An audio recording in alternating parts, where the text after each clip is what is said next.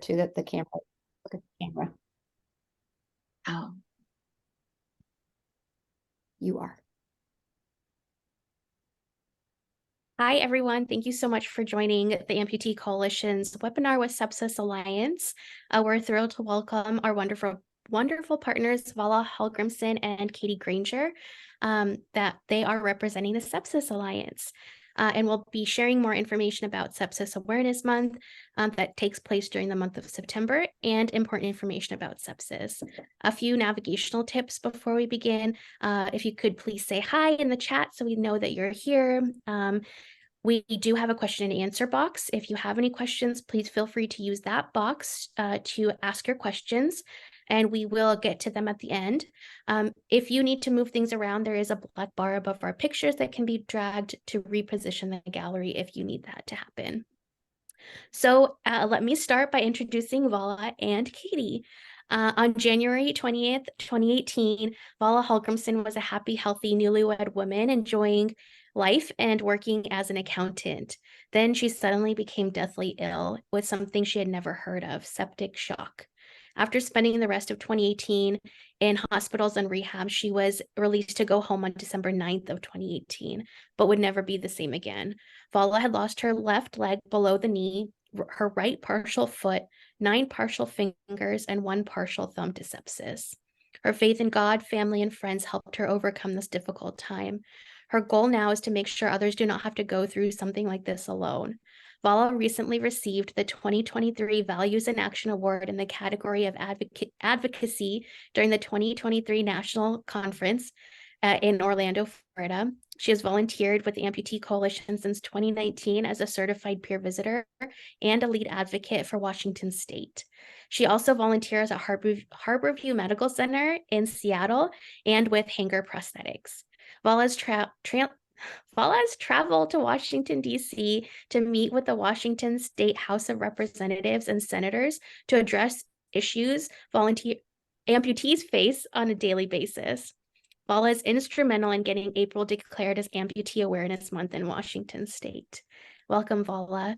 And for Katie, in September of 2018, Katie's life was turned upside down when she nearly died from septic shock because of a small infected cut on her thumb. Because of complications from sepsis, she now lives as a double below the knee amputee who also lost 7 partial fingers. 1 in 5 deaths worldwide are caused by sepsis, yet few people have heard of it, and even fewer can identify the signs and symptoms. Katie has made it her mission to do everything she can to prevent others from experiencing what she went through. Katie serves on the board of directors of Sepsis Alliance and shares her story to highlight this important public health crisis. She has reached millions of people with information about sepsis and limb loss through her social media channels, articles, podcasts, and speaking engagements. She has impacted medical policy in the United States by speaking to policymakers in Washington, D.C., Hawaii, and Washington State. Katie is now a body-inclusive model and actor who's writing a book about her journey with sepsis and amputations, highlighting the lessons learned and the strength gained from her experience. Welcome, Katie. Let's begin by hearing about Vala and Katie's individual experiences with sepsis.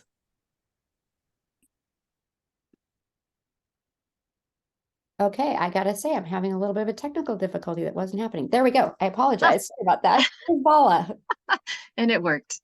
Hi.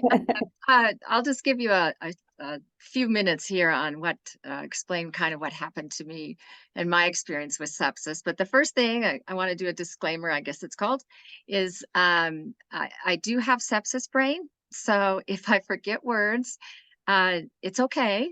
I can explain to you what the word is, or if you want to chime in, well, you can't because you're muted, but Katie, maybe you can help me if I forget a word. So anyways, I do have some cue cards for myself so I don't forget.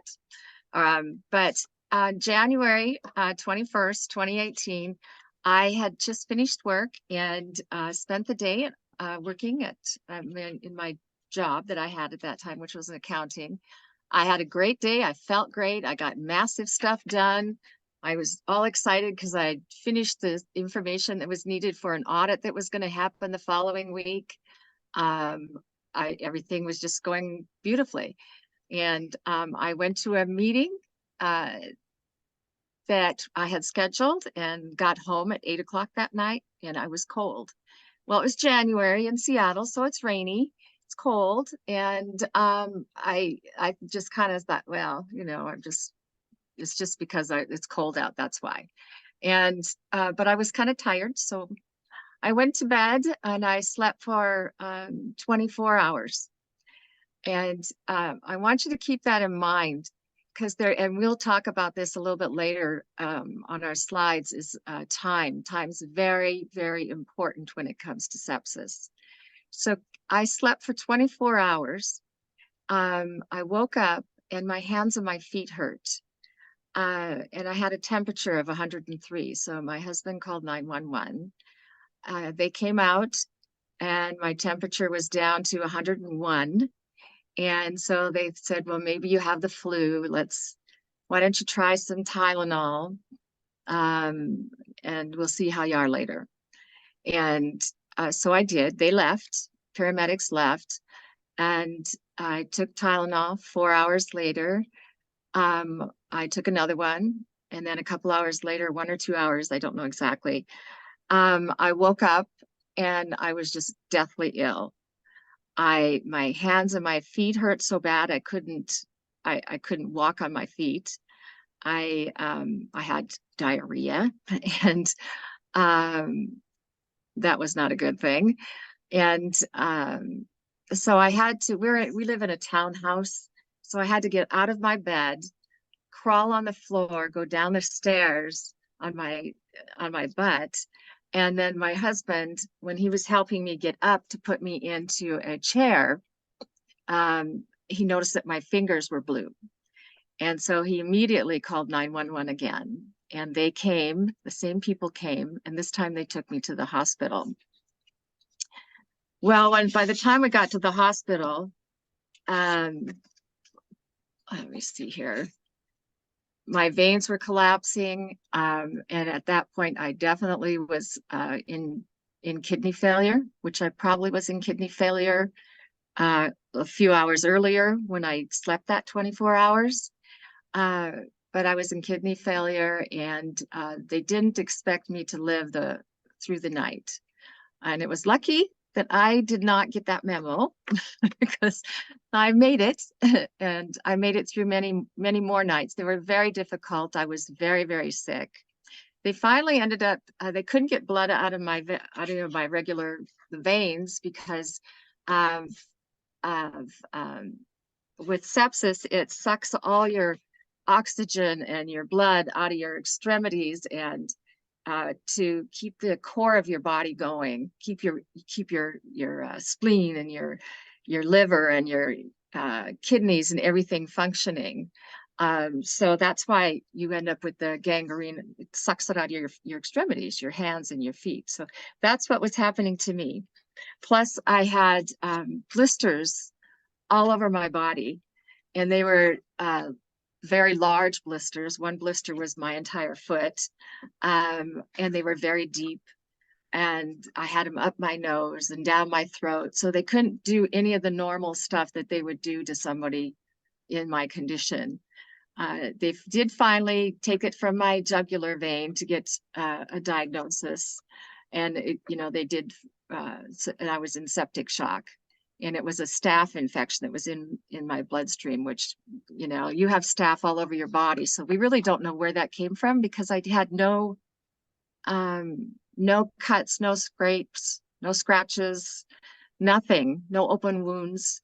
So we were never able to really figure out how it happened. Let's see here. There was at one point, about 4 months into my ordeal, the insurance wanted me to leave. They called up one day at one Friday and said I had to be out by 5 o'clock. And of course that couldn't happen. I had open wounds, nobody would take me. So I've had the deal with having to fight with insurance, and it's scary, and you shouldn't have to go through something like that when you are going through sepsis, and you shouldn't have to worry about that. But we did finally find a place that would take me, And so they transferred me to a SNF, a skilled nursing facility. And I was there for a month. After that, then they transferred me back to the hospital, and I had surgeons, 5 surgeons work on me. So it was like 6 months after my original entry into the hospital, June 20th. And so I ended up with my left below the knee, a right partial foot, and then my fingers. And after that, then about a week later, they woke me up in the middle of the night. They were taking my bandages off my feet, and I had, sepsis again. I'd come down with sepsis. And I remember the nurse, when they were doing it, and I'm not getting sepsis again, am I? And she goes, yes, you do have it. And I sat straight up and I said, I can't do it. I just can't. I can't do it again. And, but I did make it through because they were there so soon and were able to fight the infection that was causing the sepsis, that, I made it through there. So then I went, I was in the hospital a month and moved on to a rehab facility and spent 5 months in the rehab facility, learning how to use my new leg and my new foot and my hand, which I have right here. These are my fingers for my right hand.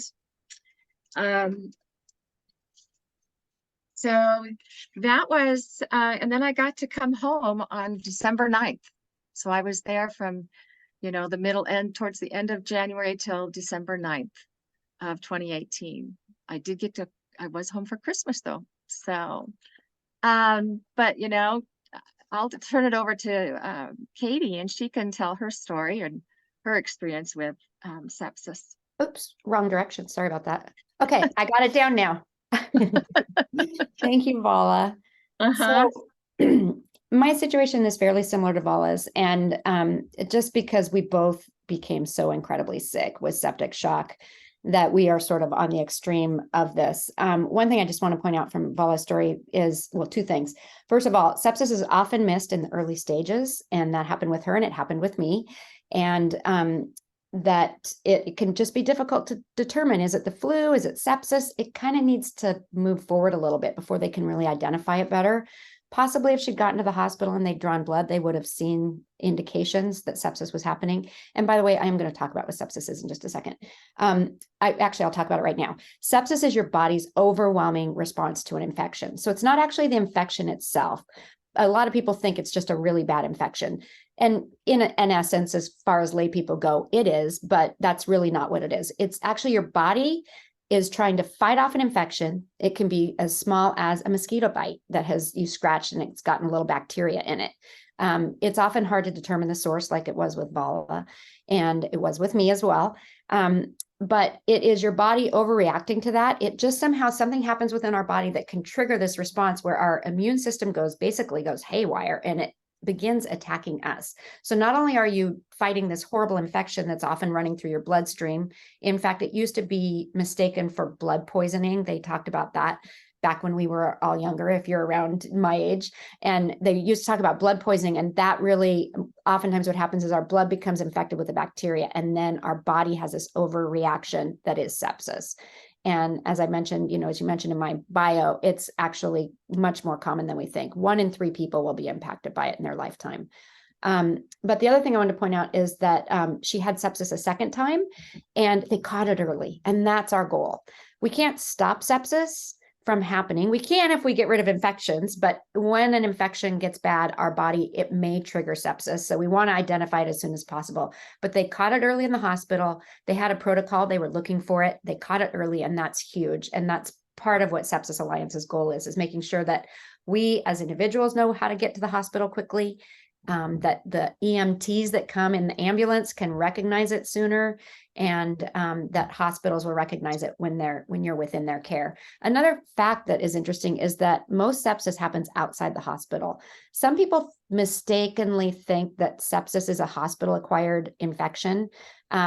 Oftentimes MRSA can be, and staph infections can get spread throughout a hospital. Infections can spread within a hospital, but that's only 20% of people who become septic. Most of it happens at home. So as my story will tell you, and as Vala's story told you, it's important that we recognize the symptoms. I was living in Hawaii at the time. I had just come home from a vacation. It was 5 years ago for both of us. Happy anniversary to both of us, getting up to close to, at least having the infection have happened. And then by December, Vala and I are going to put our 5 years behind us and be thrilled that we made it. But it happened in 2018. I was home alone that week because my husband was on a fishing trip. I had a small infection on my thumb. I don't think you can really see, but down here I have a little scar. It looked like a pimple is kind of what it looked like. It was more purple though. It had just looked a little unusual. So I knew I was home alone for the weekend. We had a big flood in our area. And so we were concerned about infections. I didn't understand sepsis at that point in time. So I didn't understand exactly what could happen, but I did know that sepsis was what we were worried about, but I didn't know how to identify it. So it's important that you not just know the word, but you understand, what do I look for and when can I get myself to the hospital? So I didn't know that. So I went into a clinic thinking I was doing the right thing, and I was, but my symptoms were so early that I really wasn't exhibiting indicators of sepsis. My blood pressure was fine. My heart rate, breathing rate were fine. I didn't have a fever. I just had this thing on my finger. I was feeling okay. I mean, maybe a little bit sleepy, but I'd been traveling. So there were really no signs at that point. So the doctor's office didn't make a mistake. I just went in early. And that's something to keep in mind with this, is that if you get sick and you go in, if you get really sick a few hours later, go back, because you may have gotten much sicker. Sepsis is very quick. Every minute counts, every hour counts. As Vala mentioned, time is very important. And I'll talk about that in just a minute, a little bit more. Anyways, I'm going to kind of rush through mine because it's pretty similar. I went home over the weekend. I had antibiotics to take if the infection was getting worse over the weekend. And they did tell me to go into the hospital if I was feeling like I was getting really sick. I'm sure they gave me a sheet of paper. I can't find it. I don't have it. I've seen it before, though, that says if this happens, if that happens, you should call your doctor or go to the hospital. And usually that's a high fever and being sick for a certain amount of time. There's some things that they remind you of. But I'm sure I left that on the seat of my car like I always do. I went home and I proceeded to get very sick over the next 36 hours. And I was alone, so I didn't recognize what was happening.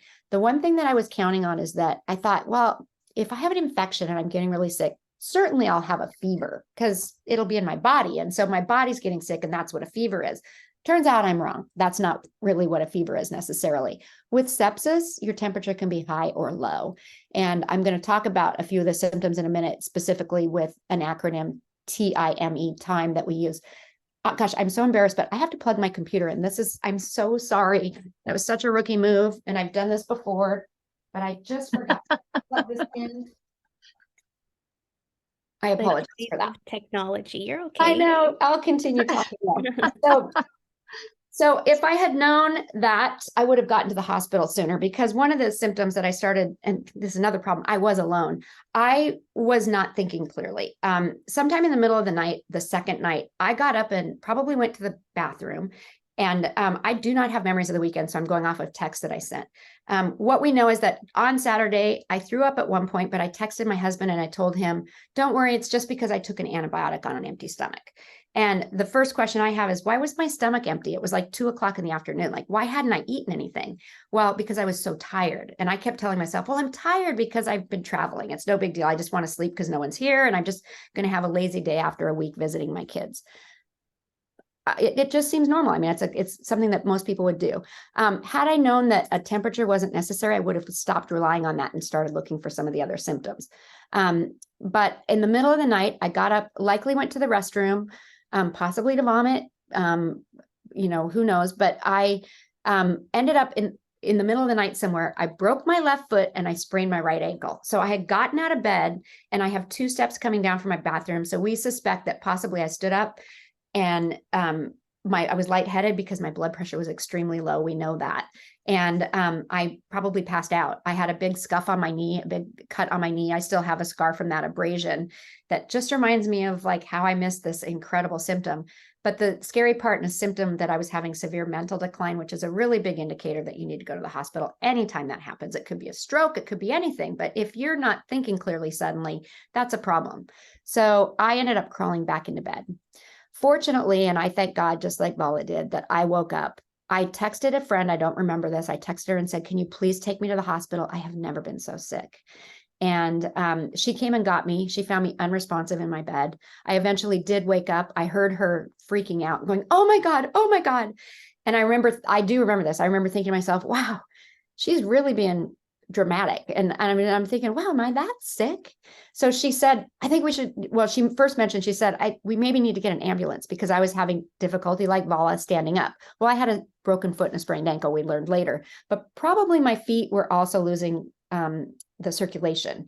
And so that was also happening there. But my friend, we decided that because I was in a remote area of Hawaii, we knew that the ambulances were closer to the hospital. They were about 20 minutes away. She was already there. So we decided that it was smarter for us to just start driving. I also told her at the time, no, don't do that. I'm not that sick. I just didn't think I was sick. And so just a reminder here, it's always important when someone is very sick. If you are in the situation that you're taking somebody or don't just send them to the hospital, go with them so that you can speak for them. Because as sick as I wasn't really able to represent myself well. I also had this horrible, I'm a people pleaser. So when I met the doctors, I was smiling and talking to them and pretending like everything was okay. And my friend was like, ignore her. Don't listen to her. She's not well. And that's really important. It's a lesson I'd like people to get out of this. It's always better to go to the hospital with somebody else. Also, they might have put me on that. I might have been so sick that they put me under or I passed out and then I wouldn't be able to speak for myself. So I encourage you always to have an advocate there with you or advocate for the people you love. So my friend did advocate for me. She said, don't believe anything she's saying. I was crying in the car on the way to the hospital, saying my hands and feet are on fire.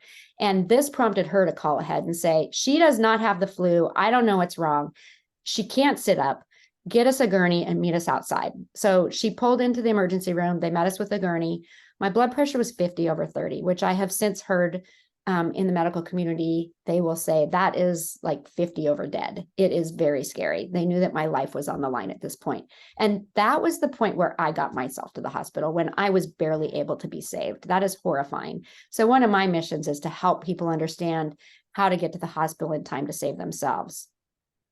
Anyhow, ended up in the hospital. I was on a remote island. I was on the island of Kauai. For those who know Hawaii, it's the smallest of the main islands. I spent a night in that hospital while they were trying to make arrangements to airlift me to Oahu, which is where Honolulu is. They have a level 1 trauma center there. The rooms were all full. This was before COVID. The ICU was already full before COVID. So for those who question what the reason is for wanting to be vaccinated and things like that, it's so that we don't end up with more people in the hospital crowding those ICU rooms. They're only designed to be available for kind of a major situation and just sort of like general traffic. They don't have extra ICU rooms sitting around all the time for extra patients. We, of course, did make them during COVID because we knew that was going to happen. But that's really the reason, is that even on an ordinary day, most hospitals are really only set up to handle like a normal high volume, which is where they were at that point.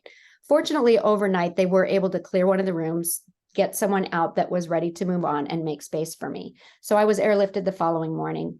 At that point, my husband joined me. He had been reached on his remote fishing trip. That's a whole other story.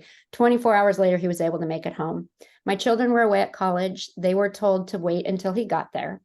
When he got there, he saw me. I was filled with fluids, which is part of the sepsis protocol. They recognized, by the way, that hospital saved my life. The first hospital saved my life. The second hospital saved my hands. I should not have them. And they continued to save my life as well. So I'm really grateful for both of these institutions. And they worked together just as they should. They got me there for the secondary help that I needed. My husband was told to call my family. They didn't know if I'd make it through the night. So my children flew over that afternoon. My husband and I actually got there within an hour of each other, which is amazing. He actually beat me there, so he was able to be there immediately. He called the girls and said, get on the next plane and fly here. They were both flying through Los Angeles from colleges, and they were able to make it there that night. I did survive. I spent a week in the ICU. They were told during that week that I would likely lose my hands and feet. And they also, during that whole time, they did not know if I would live. I woke up on my daughter's 23rd birthday, September 22nd. I just celebrated that with her, and I celebrated as my 5-year alive day. And I'm so grateful to be here. But at that point, I realized I had seen my fingertips. I knew that I was going to lose them. I'll show you my hands. That I actually lost I lost all but 3 of my fingers or partially 3 of my fingers, but I'm really fortunate. Every little bit of your finger that you have really makes a difference. Those in this community understand that. So they were able to help save my hands, but we didn't know about my feet. And I think my family knew, we've talked about it since, the doctors in my family had a pretty good idea that I was not going to be able to save my feet. But I was at a hospital that had opportunities for me to use a hyperbaric chamber, which is why we really wanted to get me over there. So I spent 3 weeks going in and out of a hyperbaric chamber, trying to hyperoxygenate me, which is good for my lungs and my body, but it's also really great for healing. That's a great use of those that we're finding now. They can really help heal wounds. However, they can't work miracles. So I eventually admitted that I was going to lose my feet, and we made arrangements to fly at that point because we had moved from Seattle 10 years prior. We had made arrangements to fly us back to Seattle and do my treatment here. So I got on another air ambulance and flew across the Pacific Ocean to come to Seattle, which is where I am right now. And I went to Harborview Medical Center, another level 1 trauma center. I ended up having my amputations and then my recovery. Some of you on this webinar have also been through some type of recovery from an amputation, but it took a few months. So Vala and I met in a support group, and we have been buddies ever since. She was the first person who I saw. In fact, I remember meeting her, and I took her hand in mine and just said, "I've never seen anyone with hands like mine." And we just sat there and like held each other's hands and looked at each other's fingers and touched each other. And it was just like, from that moment, we were blood sisters. I mean, we just were like, oh my gosh, it's so amazing to meet someone else who's been through this. And we're going to talk to you a little bit about how, some of you are already involved in working with other people, but I think how important it is to have this peer community that we can share. And I'm so grateful for Amputee Coalition for setting this up so that we don't feel alone. It's such an important part of our recovery. All right, that's kind of my overview. Thank you so much to both of you for sharing your experiences, your individual experiences with sepsis. It's always so powerful to hear what you've gone through and to see where you are on the other side of that, and to now be advocating for, getting this information out. So can you tell us more about Sepsis Alliance and sepsis?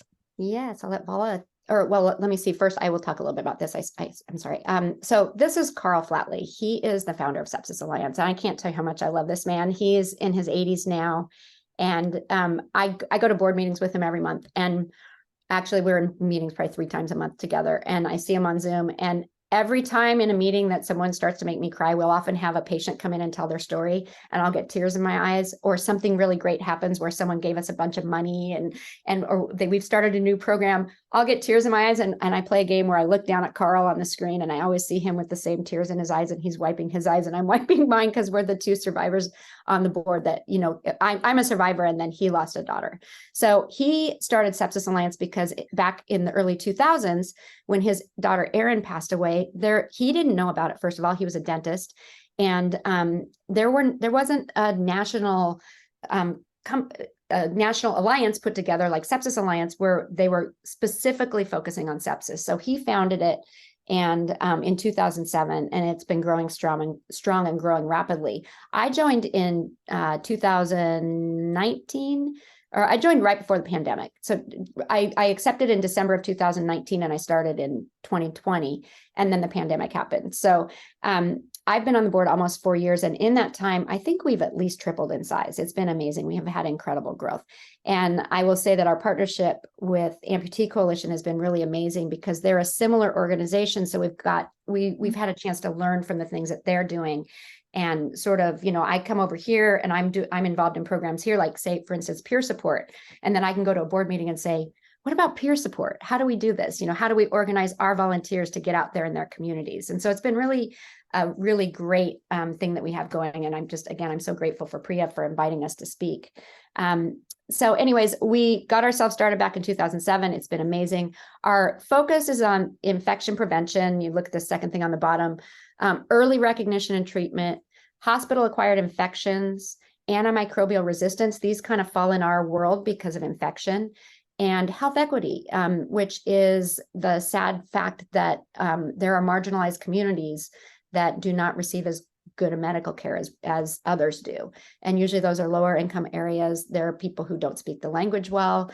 There are marginalized community, and it's not just sepsis that it tends to be the diagnosis tends to be overlooked, and there's a higher death rate, but it's everything. It's childbirth, it's all medical care. So we're really involved in that overall important issue of trying to raise awareness and put together funds to help improve it and work within communities to change that. Ultimately, our mission is why I joined, to save lives and reduce suffering by improving sepsis awareness and care. I heard that and I was just like, yes, yes, yes, I want to be on this board. These are some partners that we work with. And if you look off to the right side, you will see Amputee Coalition in there. And we're so grateful for that partnership. The CDC is on here. I was recently asked to do a blog post for them for Sepsis Awareness Month, and I just did that. I was very proud to tell my mother-in-law. My mom passed away in December, but I sent a note to my mother-in-law and said, if you go to the CDC website and you look up my name, you're going to see an article written by me. And it's just such an honor to use my voice to amplify the importance of sepsis awareness and treatment. All right, I mentioned this acronym TIME, and this is what Sepsis Alliance uses. We say, sepsis is about time, and Vala mentioned that, and it's so important because with every hour a person waits, it creates an 8% higher chance of them passing away. Vala slept 24 hours. I slept overnight. I sent my friend that text at the crack of dawn. It was like 6 a.m. on a Sunday. I have a feeling either I waited thinking, well, I don't want to text her at 5 because that's not socially acceptable. It wasn't socially acceptable at 6. So I was very sick at that point, which I'll talk about that because that's really the E right there, is extremely ill. I hit that point and my gut told me I need help immediately. So temperature, I mentioned, can be high or low. I is for infection. It always takes place with an infection. Vala told you, you don't always know you have one. Mental decline, I mentioned that already. Mental decline is a big indicator. Vala was sleeping. That can be being extremely tired, difficult to wake up. 24 hours, that's not normal, and Jerry didn't know. I mean, he probably wasn't keeping track, and he probably kept checking on her, and she was waking up and she's just saying, I'm not feeling great, probably kept falling back asleep. But it's something to keep in mind when someone is sick and you think they have the flu. They likely have the flu, but you just, on the back of your mind, you want to keep sepsis in mind.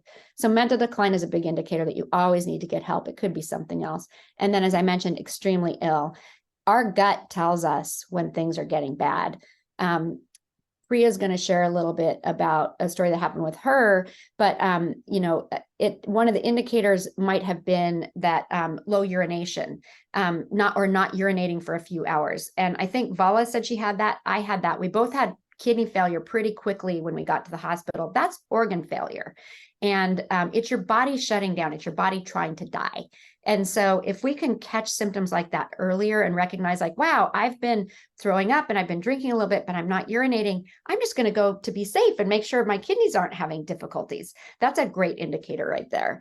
But that extremely ill, we use that as sort of a catch-all for severe discomfort, pain, shortness of breath, just feeling really weak and tired, and just your gut, often just anyone saying, I've never been so sick, or I feel like I'm going to die. That is an indicator to get them to the hospital. Their body is telling them. Your body tells you when you're dying. If we pay attention, we're going to catch that symptom. And we're just going to know, it's like, I don't know what's up. It might be the flu, but I just feel like I have to go to the hospital. Go to the hospital. I mentioned 2 of the symptoms that I like to add are vital signs: heart rate and breathing rate. If those are above normal for you, and I'm not a doctor, so I'm not going to get too heavy into the numbers, but in general, I'll give you a general idea. A breathing rate over 20 breaths per minute, unless you have something else going on that yours is normally higher or than that. Anything over about 20 breaths per minute, you feel it. It's kind of, if you're walking from your bed to go to the toilet and you're breathing that heavy, and then you lie back down and you're still breathing that heavy, that's an indicator of a problem. You should go to the hospital. Your lungs are failing, or you don't have enough blood oxygen. And then the other side of that is a heart rate that's very high. And generally we say over 90 to 100. It's a good idea for everyone to know their vital signs. What's your normal heart rate? Check your normal breathing rate, or talk to your doctor about this. These are important things. And again, we are the owners of our body. It's up to us to get the help when we need it, because it was too late for me and Vala. Our hospitals did not make any mistakes. Nothing went wrong. We were both vital and healthy women. We missed the symptoms. By the time we got there, it took everything they had to save our lives. And they, like we said, they didn't even know if they could do it. All right, I'm going to let Vala talk a little bit about this. These are some of the, these are Sepsis Alliance sides, and it'll just talk a little bit about the health crisis that sepsis is. There are, as it says on the slide here, there's 1.7 million cases of sepsis in the United States each year, and those are just the reported ones. There's people that don't go into septic shock. Maybe they just have, the beginning of sepsis, it gets caught and they get antibiotics, or their body's able to take control of it again before it gets any worse. And of those 1.7 million adults or cases, 350,000 adult deaths happen in the US. 350,000. That's a lot of people in 1 year. And you think of all of us that are here today from sepsis, and we lost body parts, but we didn't die. And so we are the lucky ones. We are the lucky ones. And sepsis is a leading fatal complication from COVID-19. And I'm sure you didn't hear about it very much. But Sepsis Alliance was keeping track of that, or trying to keep track of that. People they go in, they've got COVID and they get pneumonia and they die from and sepsis kicks in and they die. So where does it go? Does it go to sepsis? I'm going to add real quickly, we suspect that many or most of the deaths from COVID were because of sepsis. COVID did another thing that was a little bit different with lungs that made it difficult for them to absorb oxygen. But many of those then they got an infection, and many of those became septic and then they died. So we're working on trying to get that data a little bit better. Yeah, thank you. And like stroke, it's a medical emergency that needs to be taken care of immediately. If you have questions, just go to the ER and find out versus doing what we did. Don't do as we did, do as we say. Isn't that what we say to our kids? Like that.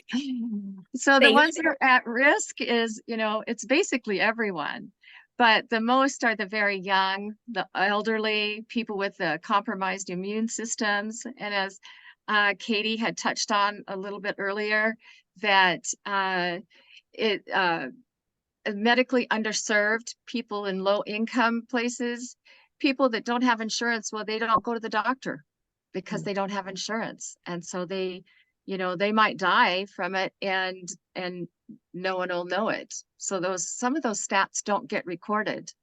Sepsis is the #1 cause of death in hospitals, and #1 cost to hospitals and skilled nursing facilities. It's $62 billion with a B dollars a year. Can you believe that? That's a lot of money. And sepsis is the #1 cause of hospital readmissions. Like I said in my story, that I got it a second time. Once you've had sepsis, you are inclined, you can get it again, probably a little bit easier than others.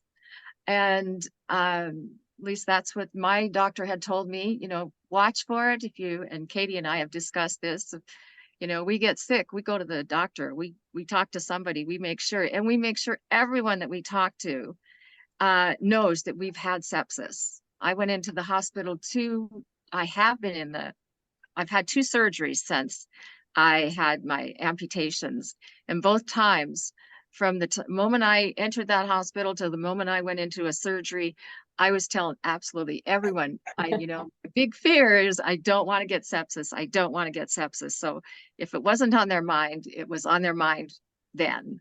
And that was the important thing. That's what I wanted to have happen. It's the maternal sepsis is the 2nd leading cause of maternal death in the US. When I was in, it's such a sad thing, but when I was in the hospital dealing with sepsis, my daughter-in-law had a friend who was in her 20s, was having her first baby, or had her first baby, and she went home, and 3 days later, she died from sepsis. and that just gives me the goosebumps even just saying it now. And I've said it a few times and seen, you know, but it does happen. And you know, if you start thinking about it, you probably know someone who has had sepsis, or someone who knows of someone about sepsis. It's just getting closer and closer to all of us all the time. And for us, of course, now it's hit home. And once again, it's the Black and other non-white individuals.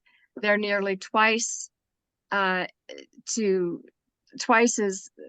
incidence of sepsis as white individuals of getting it. And it's the same type of thing that we were talking about, you know, mentioned earlier. They maybe don't have insurance, or they're, you know, so they don't go to the doctor, or that, you know, they don't get the care that they should get, even with insurance. And that is one thing that Amputee Coalition is working on, with the legislators, is getting insurance fairness for everyone, because everyone should be able to have insurance and get the same type of treatment. I'll just mention one more that the one you skipped over was a good one, which is 14,000 amputations annually.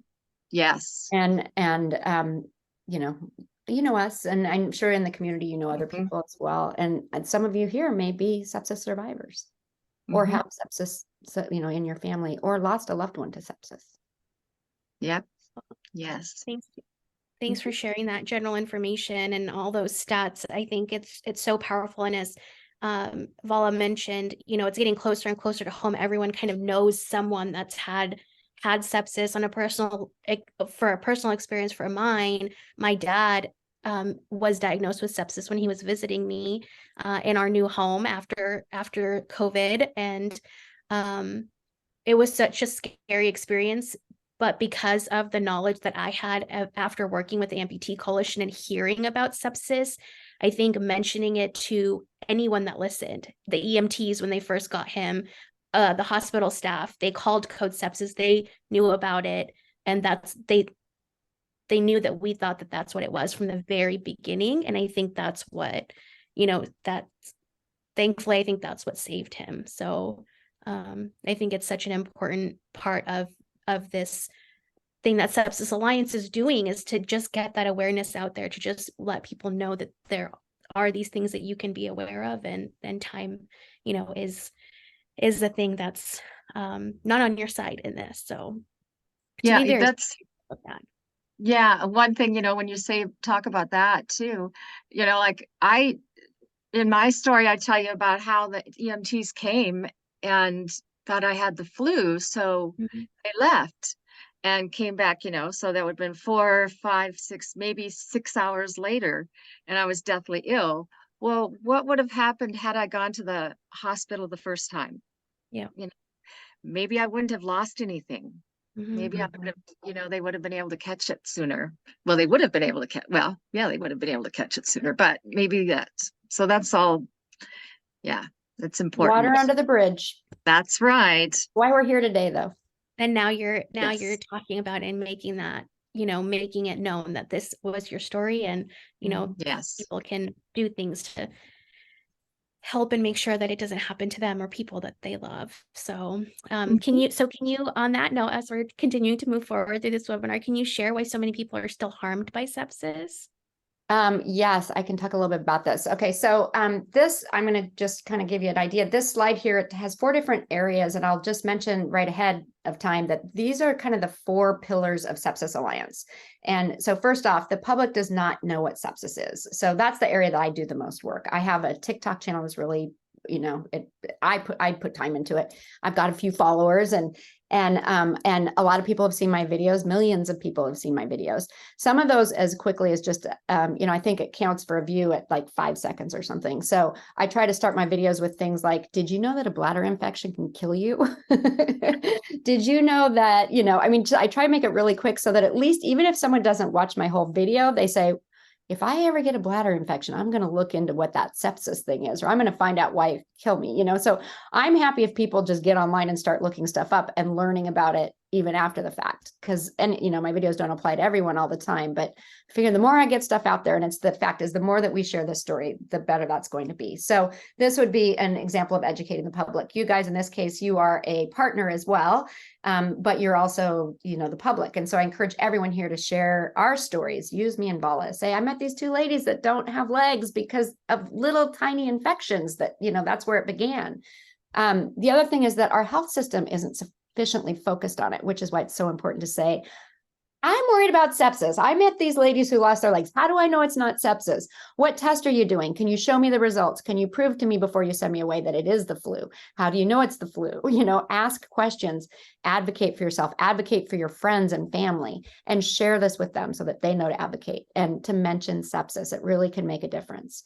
And then the government isn't adequately addressing things. You know, we're about to have a government shutdown. So there's no surprise that it's not as efficient as we'd like, you know. And then we have a new area that we're working on, which is innovation and technology to try and get better treatments for it and better early recognition and programs that will do that. So again, I'm just going to mention this is the Sepsis Alliance, sort of our public awareness and all of that. I'm going to just roll through these next few slides. I have a bunch of them, but I'm going to go through them pretty quickly. So pillar one, again, is the public awareness and education. We have tools and resources that are online that you can look at the sepsis.org website. It's important that everyone understands sepsis better. Please look on there. Those symptoms that I told you are just the beginning. You heard others, shivering and tingling in hands and feet, or numbness, or, you know, pain, not urinating, things like that. Please go online and look up what the other symptoms are, because there are quite a few more. So we have our website, as I mentioned. We have a series called Faces of Sepsis. We talked about not wanting to be alone, you know, letting people know you're not alone. And you can go on that page. There's 1,800 people or more that are sharing their stories. I'm on there. Vala, are you on there? Vala's going to be on there. Vala's going to be on there next week. I'll be there. I put you on the spot, but it's available to everyone.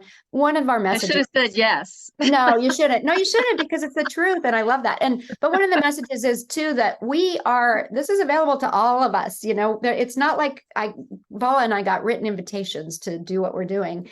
We sort of put ourselves out there and sort of started asking how we could help. And that's how we ended up here today. And it's how we're helping share awareness. We have a new program called Sepsis Alliance Connect. That's a little bit different than Amputee Coalition Connect. Ours is actually, that's our peer support community, and it's online support groups. And it also is an online library, including videos like this webinar. If we've done it for Sepsis Alliance, maybe in fact, we'll get a copy and throw it on there. You know, it'd be great. But we put it on our website, and it's available in our library. And then throughout our website, not just in the Sepsis Alliance Connect area, but also in the other areas, we have educational content. Okay, I went through those. Pillar two, provide education and training to the healthcare professionals. We have a Sepsis Alliance Institute that's online where people can get CE credits or continuing education credits, and nurses need these. And so people who work in the healthcare world need them. So it's a great place that I always encourage my hospital and local resources to say, hey, you know, do you have a sepsis coordinator? Let the sepsis coordinator at my hospitals that I work with, or the ones that I go to, I just tell them, you know, who is that person? And then I might stop by their office and say, hey, you know, we've got online resources. You can get your credits out of the way. Everyone has to get them. You might as well learn about sepsis because it really is important. And most hospitals will have someone that's in charge of either infections or sepsis awareness. And that person would be a great person to share this information within their system. We have the Sepsis Alliance Institute, and that's just various activities that go on throughout the year for the medical community. Sepsis Alliance Summit is happening right now. I'm going to talk about it a little bit at the end. Pillar three is policy and advocacy. You, hopefully some of you have been to Hill Day with Amputee Coalition, because it's amazing and I can't recommend it enough. I had so much fun. Vala and I went together and we had a blast. We received advocacy training. We went and visited our state representatives, which was really incredible. It was all set up by Amputee Coalition. Sepsis Alliance is doing some of that as well. And I just did that recently for a fundraiser that I did this month. I went to Washington, D.C. and advocated for programs that impacted Sepsis Alliance. And then a couple of these have already been mentioned. The equity, diversity, and inclusion is our commitment within Sepsis Alliance to not only support communities getting better education so that we can help bring up the level of healthcare for everybody, but also taking a look at who do we hire? Who's on our board? Are we representing the voices of those communities? And we're trying to do a better job at that, because if it just goes naturally, you end up calling your friend, or you know somebody, or you meet someone, and it doesn't necessarily reach out into the communities that really need to be involved. So we've made a commitment to do more of that. And we do have an advocacy platform where we'll send emails out to our community saying, hey, will you please go on here real quick and just fill out this quick form for your state. You just put in your name and address. Amputee Coalition has a similar thing. They make it so easy. It's for you. When you get these in your emails, take a minute. If it's for any other organization you support, please take a minute, because the voices really matter. All you do is you put in your name and your address. It pulls up your state representatives. You hit send, and it sends a letter that we've already written. So we have that available with us, as well as Amputee Coalition, as well as a toolkit online. Pillar 4, I'm going to kind of rush past this because I don't want to waste a lot of time in this. It's just for people in the community to let you know that we are bringing together the people who can really make a difference. And those people are really brainstorming, saying, if there were no obstacles, what could we do? I was interviewed, and I was like, oh my gosh, there'd be, and I just sat and I just had a fantasy. I just got to blurb out all my fantasies about what would happen if I was in charge of the world, basically. And they took all those ideas and they're trying to really make action steps that we can use from them. And mine was from a patient perspective, but they have hospitals as well. So I'm going to have Vala just take a minute and tell about the 4 big events that we have every year. Yeah, and there's a lot. These events are similar to what the Amputee Coalition does. So you'll be familiar with that, with part of this type thing. But they have the Sepsis Awareness Month, which is September, and that they declared that in 2011, and in 2019 they brought on 3 more weekly observances: Sepsis Survival Week, Pediatric Sepsis Week, and Maternal Sepsis Week. So those are all ones that you can get involved in. And like Katie was saying, there's, they have the advocacy things you can do for sepsis along with the Amputee Coalition. But check these out. Go to their website and, get a little bit more information about what sepsis is doing at sepsis.org. So be sure to go there and check all those out. All right. And then I'm just going to, I will just, first of all, I will thank Priya again for having us, because it is Sepsis Awareness Month. We're kind of hitting us at the end, but I would encourage everyone, if you have a tie to sepsis in your life, maybe to get a little bit more involved next year, reach out. We have opportunities. Our biggest is our Sepsis Superheroes fundraiser that goes on. It's sort of the big time that I fundraise for sepsis personally. It's a great program that's already set up. You go online, you create a page. The great thing about it is they started it 7 years ago, and they have this slogan, go the extra mile. And it's as simple as literally doing something for a mile. And we're not making, it doesn't have to be a 5K or, a golf tournament, or, those are great. And we have those and we love them. But for those of us like me that are, want something a little bit simpler, it can be just gathering friends and doing something just to raise awareness, walking around your neighborhood with, and tell people what you're walking around for. But it's really not about that. It's just about raising awareness and sending out to your community, putting it on your social media. I sent letters to all my friends and family. Vala got one. And telling people what I was doing. But the first year I walked a mile, and it was a big deal. I did it on 2 prosthetic legs, and I had not done that yet. And it was great afterwards. I was like, I can do this. The next year I'd stand up paddled. The next year, and I did it on my knees because my prosthetics didn't have an ankle that would allow me to bend. My old ones did, but my new ones didn't. So I just did it on my knees and was like, this is how I'm adapting. And then I wakeboarded behind a boat the following year. So I used my hands and my feet. And then it was just a natural progression that this year I would take my voice and use it to really help other people. So that was very exciting for me. And I got to go to Washington, D.C., which is the next area. Oops. Oh my gosh, really? I don't know how I did that. Okay, sorry about that. It was the next thing that we did last month, is that we were able to go with a group of people from our board of directors, including Our founder couldn't make it. He's getting older. It's harder for him to travel, but we had our president and CEO, our board chair, and several board members. We met with people throughout the Senate and Congress and their representatives.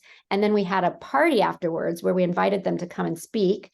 We had professional videographer there who videotaped our speeches, and we'll use them. I'm kind of telling this for Priya. I don't know if you guys have done things like this, but it was really fun. It was a fun event because there's a way to send it out to everybody within Congress and the Senate. A lot of young people came, a lot of their representatives came. It was people who said that they hadn't heard about it, didn't know a lot about it, or that they did know about it and were happy that we were doing something about it and just wanted to learn more. We had a little cocktail party, and then we had a few speakers, including myself, who got up and told our stories. And then what else? Let's see, looking through here. Oh gosh, right now the Sepsis Alliance Summit is going on, and it's a webinar that's online.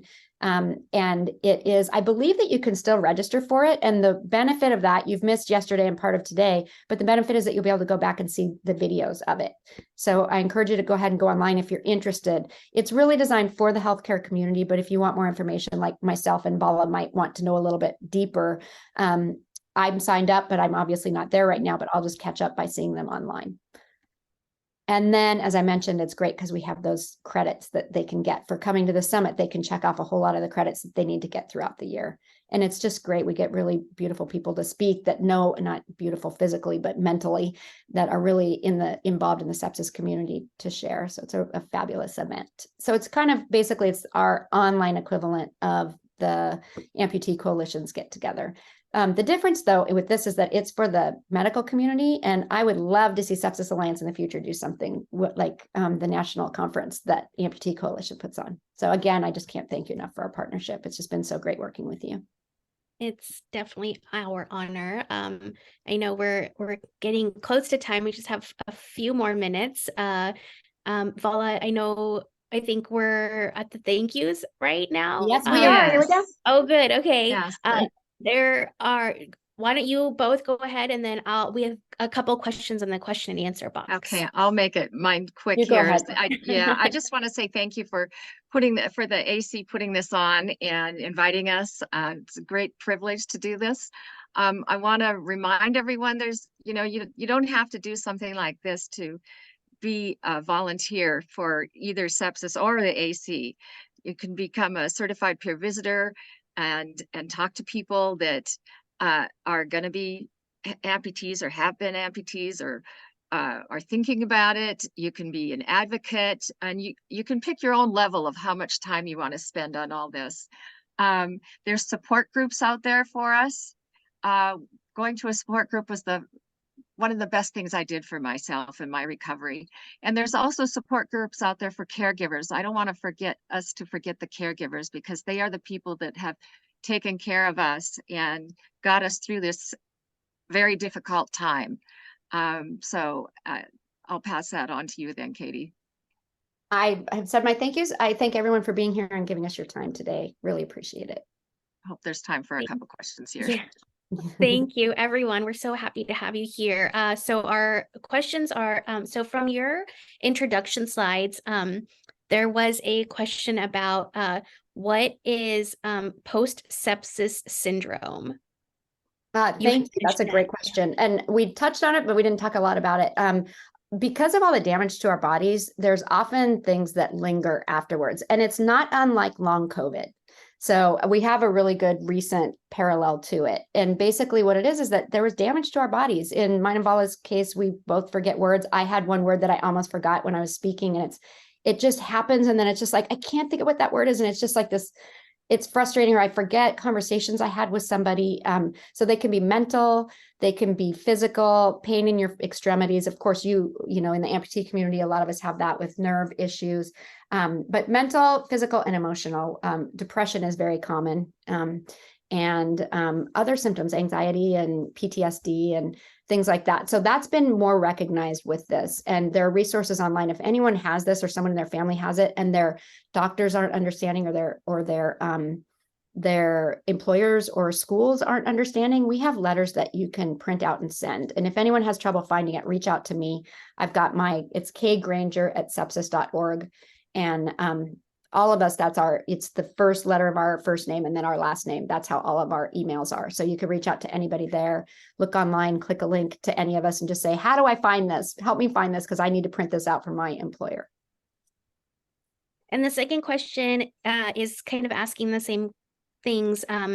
I'm a 7+ years from sepsis and lower limb amputations. I have the brain fog mentioned, and I also developed extreme neuropathy in my fingers and lack of control to do fine work I used to do. The neurologist has not been much help. Is this part of the ongoing issues from sepsis?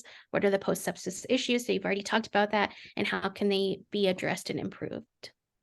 Please reach out to me. It's right there, kgranger@sepsis.org. Please reach out to me and let me know that was your question, and I will find that letter for you, because I think even doctors aren't aware. And I don't think it's just sepsis. I think it's a lot of things that, our medical system can't do everything and they don't do everything. But one of the things is follow-up care. Oftentimes you had surgery. Okay, well, 10 days later you were okay, but it was swollen. So we're just going to send you on your way. And meanwhile, you're swollen for 6 more weeks, but no one knows because they don't keep checking, so which I had just happened. So it's not just this, but please let me know and I will find that letter for you online and get it to you so that And you can share it with I've posted some of those links in the chat too. So as long as they kind of filter through the chat, you'll find the link directly to the Sepsis Alliance voices, to where you can fill out the form and do all of that stuff. Thank you. Yes, thank you. And please, join that community, because it's a great place to meet other people and talk. And there's multiple meetings throughout the month. Great. And they're all online.